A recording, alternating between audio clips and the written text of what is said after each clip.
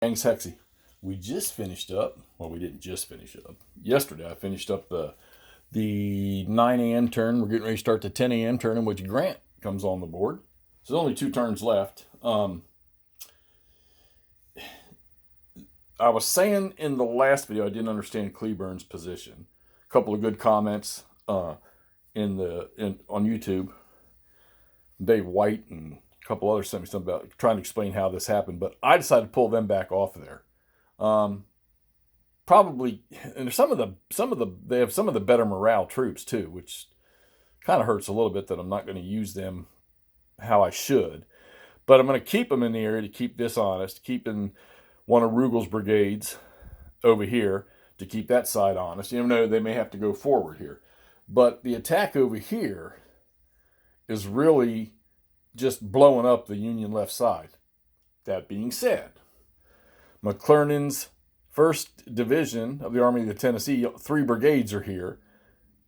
They've pushed forward to try to stop Clark's division's attack in here, coming out into, I think that's Lost Field right there, right in here. And they had formed, these guys broke out early from, I think it's Wood. Yeah, I'm not going to pull up all those fatigue markers for that. But this front brigade from Clark's division blew up in here when that cavalry from Sherman's division pulled out of the way. Actually, one of them got disrupted and pulled out of the way. And then McClernand's brigades met their initial orders, their mission orders, and then they moved over here because I figured this is where they were going to need to help the most. And then, of course, Veach's brigade from Hurlbut's division, the 4th, is coming down the road here. So they only had 2 activations in. They rolled a 9 on their first activity, so they couldn't go anywhere. So McClernand had formed around the field and then at an angle to sort of shoot into the side of this brigade coming up in here. Well, it sort of backfired on him because Hindman's division blew Peabody's boys off the map. Matter of fact, 2 of them are routed, sitting over in the box over there. And I think if he takes, well, I think it's less than 50%. So 2 more strength point losses, and he's going to collapse. So they're pretty much done. Veach is going to have to come in and fill in for these guys here. They got to get out of here. But since they blew up these guys, he was able to move forward. He ended up here behind this battery, and then he shock attacked McClernand's left regiment here and sent them running. They were actually disrupted and sent running, and I think they took a loss too. Yeah.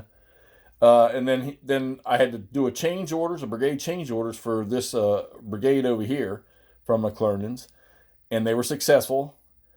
And they charged in and attacked that regiment that had broken through and sent them reeling back. But for the moment, the numbers are still here for the Confederates, so that push is going to keep. I have to. I even switched one of the Rugel's brigade that was headed over here. I'm switching Cheatham to move him back around. I'm going to try to get as much in here and try to turn that up as much as I can with the Confederates.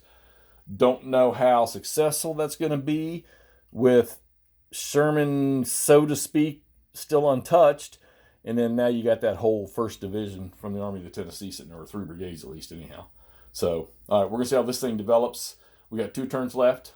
Always love the gameplay of the great battles of the American Civil War. So let's get this thing posted so y'all can see the activity here, and I'm going to move on with the 10 a.m. turn. All right, talk to y'all soon.